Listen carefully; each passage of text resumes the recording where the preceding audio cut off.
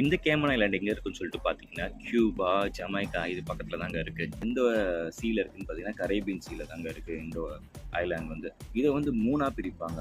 ஒண்ணு வந்து கிராண்ட் கேமன், இன்னொன்னு வந்து லிட்டில் கேமன், அதுக்கப்புறம் கேமன் பராக்கா 3ஆ பிரிப்பாங்க. இப்ப நான் எதுல இருக்கேன்னு சொல்லிட்டு பார்த்தீங்கன்னா, இந்த கிராண்ட் கேமன்ல தாங்க இருக்கேன். மத்த ஐலாண்டுக்கும் நீர்கிற ஐலாண்டுக்கும் என்னடா டிஃபரன்ஸ் அப்படின்னு சொல்லிட்டு நீங்க கேட்கறது எனக்கு புரியுது. அதாவது என்னன்னா, கிராண்ட் கேமன்ல வந்து இப்போ ஒரு 2,00,000 பேர் இருக்காங்க, ஒரு 3,00,000 பேர் இருக்காங்க அப்படின்னா மக்களோட பாப்புலேஷன் அதிகமா இருக்குன்னா, மக்கள் தொகை பார்த்தீங்கன்னா, இந்த லிட்டில் கேமன்லயும், கேமன் பராக்லயும் கம்மியா தாங்க இருக்கும். இப்போ இங்க வந்து கிராண்ட் கேமன்ல ஒரு 2,00,000 பேர் இருக்காங்கன்னா, அங்க ஒரு 50,000 பேரு, ஒரு 60,000 பேரு அந்த மாரி தான் இருப்பாங்க.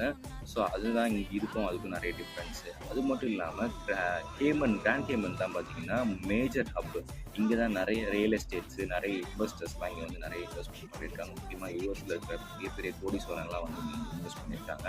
இங்க என்ன பெரிய பெனிஃபிட் அப்படின்னு சொல்லிட்டு பார்த்தீங்கன்னா, இப்போ இன்வெஸ்டர்ஸ் யாராவது வராங்கன்னா, அவங்களுக்கு வந்து டாக்ஸ் ஃப்ரீங்க.